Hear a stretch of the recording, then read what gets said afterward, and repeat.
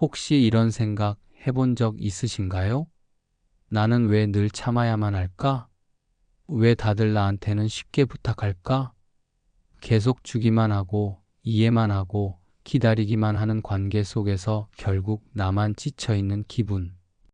만약 지금 이대로라면 여러분의 마음도 그리고 인생도 서서히 무너질 수 있다는 것을 꼭 기억해 주세요.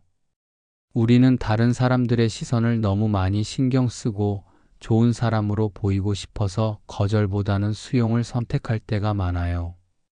다른 사람이 나를 어떻게 생각할지 걱정돼서 내가 불편해도 그냥 괜찮아라고 말해버리곤 하죠.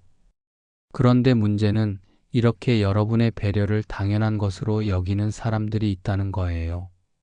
심리학에서는 이런 현상을 감정적 무임승차의 QFRELOADING라고 부르는데 마치 대중교통을 공짜로 타는 것처럼 여러분의 감정적인 에너지를 아무 노력 없이 얻어가는 상황을 말해요. 상대방은 여러분의 배려 덕분에 편안함을 느끼지만 여러분은 점점 정서적으로 지치고 힘들어지는 이른바 번아웃 상태에 빠지게 되는 거죠. 생각해보면 친구가 부탁하면 내가 아무리 바빠도 들어줘야 할 것 같고 동료가 일을 미루면 내가 대신해야 할 것 같은 기분이 들 때가 많지 않나요? 내가 아니면 안 될 것 같고 내가 거절하면 상대방이 실망할까 봐 두려워서 말이죠. 하지만 이런 감정들이 쌓이면 쌓일수록 여러분의 마음은 골마갈 수밖에 없어요. 왜냐하면 여러분의 마음은 무한하지 않기 때문이에요. 마치 충전이 필요한 휴대폰 배터리처럼 감정 에너지도 계속 사용하기만 하면 언젠가는 방전될 수밖에 없어요. 그렇다면 지금 당장 무엇을 할 수 있을까요? 아주 간단하지만 강력한 응급처치법이 있어요. 첫 번째는 나는 지금 불편하다고 솔직하게 인정하는 것이에요. 감정을 억누르지 말고 조용히 자기 자신에게 이렇게 말해보세요. 이건 내가 감당해야 할 몫이 아니야. 혹은 나는 지금 이 상황이 편하지 않아.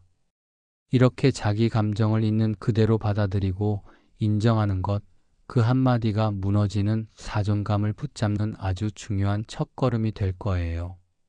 마치 아프면 아프다고 말하는 것처럼 마음이 힘들면 힘들다고 자기 자신에게 이야기해 주는 거죠. 이 과정은 여러분의 마음을 보호하는 가장 기본적인 방법이랍니다. 더 이상 손해보는 기분에서 벗어나 건강한 관계를 만들어 나가기 위한 몇 가지 실천 가능한 조언을 드릴게요. 첫째, 괜찮아라는 말을 줄여보세요. 여러분, 정말 괜찮지 않다면 솔직하게 표현해야 해요. 괜찮아라는 말은 때때로 우리가 관계를 유지하기 위해 쓰는 일종의 방어막이 될 수 있어요. 하지만 이 방어막이 너무 두꺼워지면 정작 나의 진짜 감정은 뒤로 숨어버리게 돼요. 지금은 좀 어려울 것 같아요. 혹은 다른 방법은 없을까요? 처럼 구체적인 대안을 제시하거나 미안하지만 지금은 제가 다른 일 때문에 어려울 것 같아요 라고 솔직하게 말해보는 연습을 해보세요. 처음에는 어렵겠지만 몇 번 시도하다 보면 생각보다 상대방이 여러분의 솔직한 마음에 더 귀 기울여 줄 수도 있다는 것을 깨달을 거예요. 둘째, 관계의 기준을 스스로 정해보세요. 어디까지 주고 어디서부터 멈출 것인지 그 기준을 명확하게 세워야 해요. 마치 요리할 때 레시피를 정하는 것처럼 나의 시간, 나의 에너지, 나의 감정을 어디까지 나눌 것인지 스스로 기준을 만드는 거예요. 예를 들어 주말에는 개인 시간을 꼭 지킨다거나 특정 부탁은 거절해도 괜찮다는 식의 원칙을 세우는 거죠. 이 기준이 없으면 우리는 끝없이 상대방의 요구에 끌려다닐 수밖에 없어요. 나의 한계를 알고 그 한계를 넘어서는 요구에는 단호하게 아니오라고 말할 수 있는 용기가 필요해요. 셋째, 감정의 체온을 자주 체크하세요.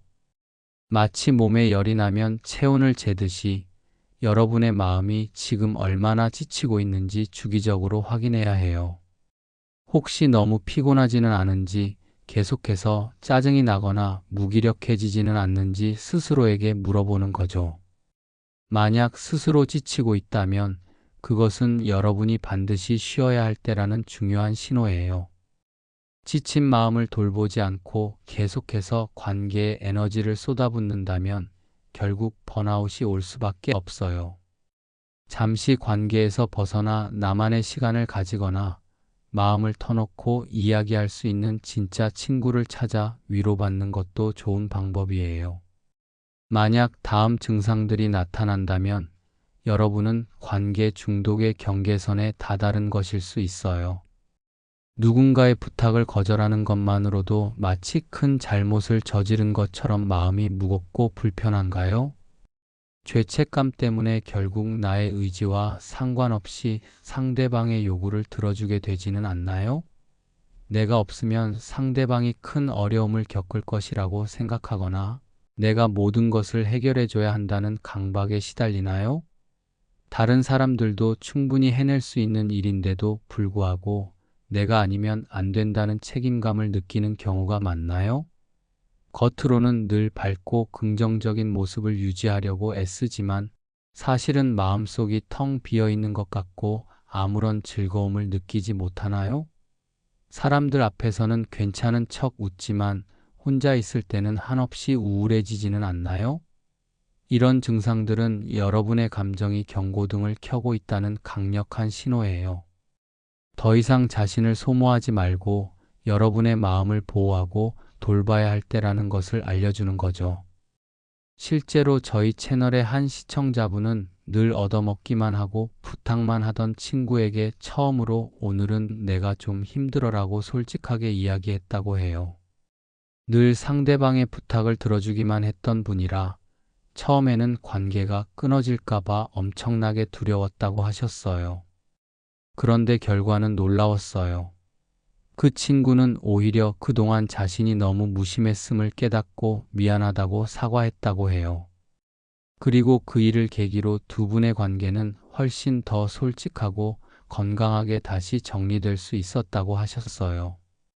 그 전까지는 일방적으로 주기만 하는 관계였다면 이제는 서로의 감정을 이해하고 존중해주는 관계로 발전한 거죠. 혹시 관계가 끊길까 봐 두려운데요 라고 생각하는 분들이 계실 거예요. 하지만 관계는 진짜 마음을 드러낼 때 비로소 깊어질 수 있답니다. 나의 감정을 숨기기만 해서는 절대 건강한 관계를 만들 수 없어요. 오히려 솔직함이 건강한 관계를 위한 가장 강력한 무기가 될 수 있다는 것을 기억해 주세요. 관계는 일방적인 희생이 아니라 서로 주고받는 균형 위에서 성장하는 것이니까요. 오늘 이 이야기가 여러분의 마음을 조금이라도 어루만져 주었다면 지금 이 순간 아래 댓글에 여러분의 다짐을 남겨보는 건 어떨까요? 이젠 나를 먼저 생각해 보려 합니다. 여러분의 한 줄 다짐이 지금 이 글을 읽고 있는 다른 누군가에게는 큰 위로와 용기가 될 수 있어요. 우리는 혼자가 아니라는 것을 기억해 주세요. 이 채널은 여러분처럼 다른 사람을 배려하느라 지친 분들을 위한 공간이에요. 혼자 힘들어하지 말고 우리 함께 회복하고 함께 성장해요. 우리는 함께 할 때 더 강해질 수 있습니다.